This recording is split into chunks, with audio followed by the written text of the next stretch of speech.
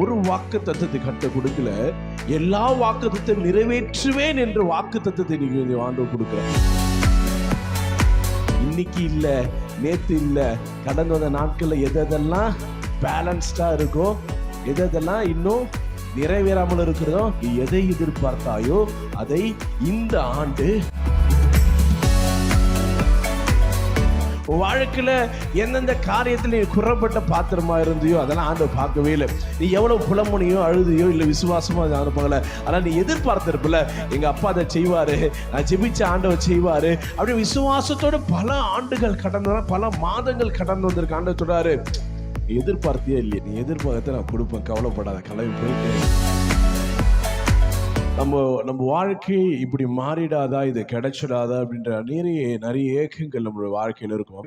இந்த 2023 ஆண்டில் நீங்கள் கடந்து வந்த பாதையில நீங்கள் காத்திருந்து பெற்றுக்கொள்ள முடியாத காரியங்கள் அநேகமாக இருக்கும். தேவன் சொல்லினது நிறைவேறாதது இருக்கும். தேவன் கொடுத்த வாக்குத்தத்தங்கள் இன்னும் உங்கள் வாழ்க்கையில அது அனுபவிக்காமல், அது வாழ்க்கையை மாறாமல் இன்னும் காத்திருக்கும். அப்ப நம்ம வாழ்க்கையில எல்லா காரியத்தையும் எல்லோருக்கும் ஏதோ ஒரு காரியத்துல இருக்கும், ஒரு எதிர்பார்ப்பு இருக்கு. என் குழந்தை இப்படி ஆயிடணும், என் குடும்பம் இப்படி ஆயிடணும், என் பொருளாதாரம் இப்படி ஆயிடணும், என் பிஸ்னஸ் இப்படி ஆயிடணும், என்னுடைய வேலை ஸ்தலத்தில் என்னுடைய உயர்வும் கனமும் இப்படி மாறணும், என் கையின் பிரயாசங்கள் இவ்விதமாய் ஆசீர்வதிக்கப்பட வேண்டும் என்பதுக்கு ஒரு எதிர்பார்ப்பு இருக்கும் இல்லையா? ஆண்டவர் அதுதான் இந்த வருடத்துல நம்முடைய சபைக்கும் இந்த செய்தி கேட்கிற ஒவ்வொருவருக்கும் ஆண்டவர் சொல்லுகிற விசேஷமாய் கொடுக்கிற ஒரு வாக்குத்தத்தம் என்ன அப்படின்னா, எரேமியாவின் புத்தகம் 29 வசனத்தை வாசிக்க கேட்போம். நீங்கள் எதிர்பார்க்கும் முடிவை உங்களுக்கு கொடுப்பேன்.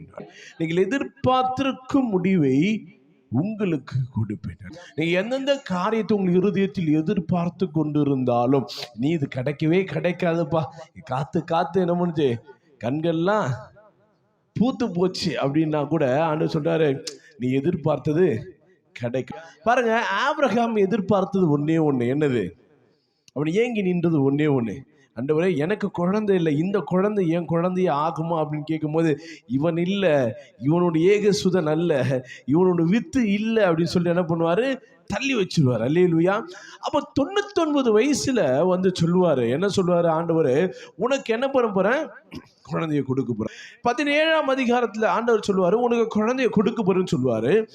18ஆம் அதிகாரத்துல பார்த்தீங்கன்னா தூதர்கள் வந்து சொல்லுவார்கள், இது உன் சாரால் என்ன பண்ண போறா, கர்ப்பவதியை ஆவாள் சொல்லும் பொழுது, சாரால் ஒரு கூடாரத்துக்குள்ள உக்காந்துட்டு என்ன பண்ணுவாலாம், அதை நினைச்சு சிரிப்பாலாம். அந்த வசனம் ரொம்ப அழகா இருக்கும். வாசிங்க ஆதியாகம புஸ்தகத்துல 18ஆம் அதிகாரம் 11, 12 வாசிங்க பார்க்கலாம். இவர்கள் வந்து சொல்றாங்க, எப்பா இதோ என்ன பண்ண போறான், இவ கர்ப்பவதியை ஆக போறா, ஒரு குழந்தை உனக்கு பிறக்க போகுதுன்னு சொல்லும் பொழுது இவர்கள் எப்படிப்பட்ட நிலைமையில் இருந்தார்களாம், வயது சென்று நடக்காது நினைத்த இடத்தில் ஸ்திரீக்குரிய வழிபாடு அப்படின்னா அந்த அந்த அந்த அந்த காரியங்கள் நின்று போன இடத்துல, அந்த இடத்துல வந்து இந்த காரியத்தை சொல்லுவாங்களாம்.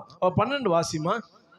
ஆகையால் சாரால் உள்ளத்திலே என்ன பண்றா, நகைத்து, கர்த்தர் பேசுகிற, கர்த்தர் சொல்லுகிற வார்த்தையை இங்க சாரால் என்ன பண்றா, 25 வருடத்துக்கு முன்பாக சொன்ன வார்த்தையை விசுவாசித்து தன் கணவனோடு வந்த சாரால், அவரோடு கூட விசுவாசமா இருந்த சாரால் என்ன பண்ற, ஒரு கட்டத்துக்கு மேல இது என் வாழ்க்கையில் இனி நடக்காது, எது கர்த்தர் சொன்ன வார்த்தை என் வாழ்க்கை இனி நடக்காது என்று அவள் தீர்மானிக்கிறாள். ஏன்னா அவளுடைய ஸ்திரீக்குரிய வழிபாடு நின்று போயிடுச்சு.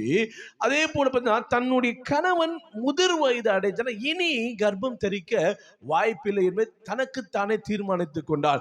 தேவன் பேசும்போது இதை சிந்தித்து என்ன பண்றார் சாரால்னா, சாரால் தன் உள்ளத்திலே நகைத்து, நான் கிழவியும் என் ஆண்டவன், அதாவது கணவன், பைபிள்ல மட்டும்தான் கணவனை வந்து மரியாதையா நம்மளை பார்க்க முடியும், ஆமாவா இல்லையா? வீட்டுல எல்லாம் கிடைக்காது. ஆண்டவன், சாரால் எப்படி சொல்றாரு, புதிய ஏற்பாடு ஆண்டவரே என்று சாரால் தன் கணவனை, அல்லேலூயா, ஆமென். பாருங்க, நான் கிழவியும் என் ஆண்டவன் முதிர்ந்த வயதும், எனக்கு போய் குழந்தை பிறக்குமா அப்படின்னு யோசிக்கிறான். அல்லேலூயா. அப்ப இங்க பார்த்து அந்த தோன்றுகிறான், உன் பொண்டாட்டி எங்கிறான், அவன் உள்ள இருக்கா, உள்ள இருந்தவன் என்ன பண்றா, சிரிக்கிறா. அவர் ஆண்டவர் சொல்லிட்டாரு, உன் வாழ்க்கையில குழந்தை பிறக்கும். அல்லேலூயா. நீ என்ன வேணாலும் நினைச்சுக்கோ, ஆனா ஆண்டவர் நீ எதிர்பார்த்து கர்த்தரிடத்தில் வந்த காரியத்தை, கர்த்தர் உனக்கு கொடுத்த வாக்குத்தத்தத்தை நிறைவேற்றி முடிப்பார். அல்லேலூயா, ஆமென். கடந்த வந்த நாட்கள்ல உங்க வாழ்க்கையில ஒருவேளை ஒரு ஆசீர்வாதம், ஒரு வேலைக்காக, ஒரு மேன்மைக்காக, உன்னுடைய கிணத்திற்காக, உன் குடும்பத்திற்காக, இப்படி எல்லாவற்றிலும் எதிர்பார்த்து இதெல்லாம் நடக்குமா, இதெல்லாம் நடக்காதுப்பா அப்படின்னு நானும் சொல்றாரு. நான் சொன்ன அதை கண்டிப்பா செய்வேன். அல்லேலூயா. நீ எதிர்பார்த்திருக்க முடிவை ஸ்பெசிபிக்கா ஒரு வாக்கு தத்தத்தை கர்த்தர் கொடுக்கல, எல்லா வாக்கு தத்தத்தையும் நிறைவேற்றுவேன் என்ற வாக்கு தத்தத்தை நீங்க ஆண்டவர் கொடுக்க. வாழ்க்கையில கடந்து வந்த நாட்கள்ல நடக்காத எல்லா வாக்கு தத்தத்தையும் நீ காத்து காத்து ஏங்கி இருந்த, ஆசையாய் காத்திருந்து தேவனிடத்தை கேட்ட, முறையிட்ட, கண்ணீரோடும் சந்தோஷத்தோடும் நம்பிக்கையோடும் விசுவாசத்தோடும் எதெல்லாம் கேட்டியோ அது எல்லாவற்றையும் நான் உனக்கு என்ன பண்ணுவேன், கொடுப்பேன்.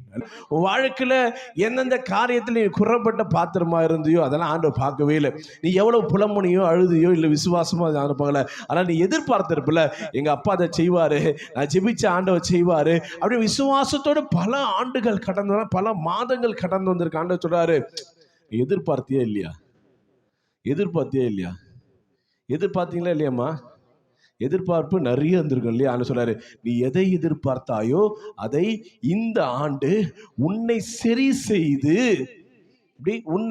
செய்து உன்னை பக்குவப்படுத்தி அதற்குள்ளாய் சொன்ன தேவன் உன்னை ஆயத்தப்படுத்தி கொண்டு சென்று நீ எதிர்பார்த்த காரியத்தை உன் கரத்தில் கொடுப்பார். அல்லேலூயா, ஆமென். நம்ம பண்ண வேண்டியது ஒன்னே ஒண்ணுதான். கர்த்தர் சொல்லும்போது செவி சாய்த்து அவர் பின்பாக நடக்க வேண்டும். அல்லேலூயா. தேவன் நான் எதிர்பார்த்த காரியத்தை கொடுப்பான்ற விசுவாசம் மாத்திரம் அல்ல, அவர் கரம் பிடித்து நடக்கணும். அல்லேலூயா. எங்க அப்பா என்னை ஒழுங்கா கரெக்டா சேஃபா கொண்டு போயிடுவாருப்பா. நாங்கள் அண்ணாண்டக்கரைக்கு போகிறோன்ற நிறைய கரண்டு மேடெலாம் இருக்குது, ஆற்றை கடக்க வேண்டியது இருக்குது, வனாந்தரத்தை காடுகளை கடக்க வேண்டியது இருக்குது, இதெல்லாம் இருக்குது. ஆனால் எங்கள் அப்பா கரெக்டாக கொண்டு போயிடுவார் அப்படின்னு அந்த நம்பிக்கை ஒரு குழந்தைக்கு இருக்கும். அப்பா மேலே எப்பவுமே ஒரு நம்பிக்கை இருக்கும் இல்லையா? ஆனால் அந்த குழந்தை தன் தகப்பனுடைய கரத்தை பிடித்திருக்கிற வரைக்கும் தான் அது நம்பிக்கை வெற்றியாய் மாறும், எதிர்பார்த்த காரியம் ஜெயமாய் மாறும். என்னைக்கு அது அலட்சியத்தோடு வேடிக்கை பார்த்தவன் தன் தகப்பனுடைய கையை விட்டு விடுகிறதோ அப்பொழுதே அவனை எதிர்பார்ப்பு வீணாய் போகிறது. ஆமென். இந்த 1ஆம் தேதி ஆண்டவர் சொல்லும்போது ஆண்டோட கரத்தை நீ எவ்வளவு இறுக்கமாய் பற்றிக்கொள்ள உன்னால முடியுமோ அவ்வளவு இறுக்கமா. அல்லேலூயா, ஆமென். எவ்வளவு பிரச்சனைகள் வந்தாலும், கலகங்கள் வந்தாலும், பிரிவினைகள் வந்தாலும், பலவீனங்கள் வந்தாலும், போராட்டங்கள் வந்தாலும் கர்த்தருடைய கரத்தை மட்டும் விட்டு விடவே விடாது. ஆமென். உன்னை நடத்தி செல்லும் பொழுது அவர் கரம் எடுத்து அவர் பாதச்சூடில் பின்பற்றி ஒரு குழந்தையை போல நடந்து போயிட்டே இரு. எந்த கேள்வியும் கேட்காத, ஆண்டவர் எல்லாவற்றையும், ஆமென், அல்லேலூயா, உன்னை எங்கு கொண்டு போய் சேர்க்க வேண்டுமோ அந்த இடத்துல,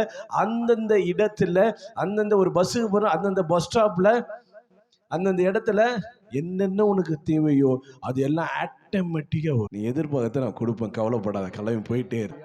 நீ என்ன எதிர்பார்க்க நான் கொடுப்பேன். அதில் பார்த்தா பெருசா போட்டு மண்டியில் போட்டு குழப்பிக்காத, அதுக்காக கவலைப்படாத, பாரப்படாத, அதுக்கு தனியா போய் என்ன பண்ணாத, புலம்பாத. நீ எதிர்பார்த்து என் கரத்தை பிடித்து நான் தேவன் கொடுப்பார் விசுவாசத்து நில்லு. இன்னைக்கு இல்லை, நேத்து இல்லை, கடந்து வந்த நாட்கள்ல எதெல்லாம் பேலன்ஸ்டா இருக்கோ, எதெல்லாம் இன்னும் நிறைவேறாமல் இருக்கிறதோ அது எல்லாத்தையும் தூக்கிட்டு வந்து இந்த மாசத்துல வைக்க ஆரம்பிச்சிடு. அல்லேலூயா. ஆண்டவர் கொடுத்துட்டே போவாரு. நீ ஆண்டவரை கையை தட்டி மகிமைப்படுத்திக்கிட்டே போயிடு.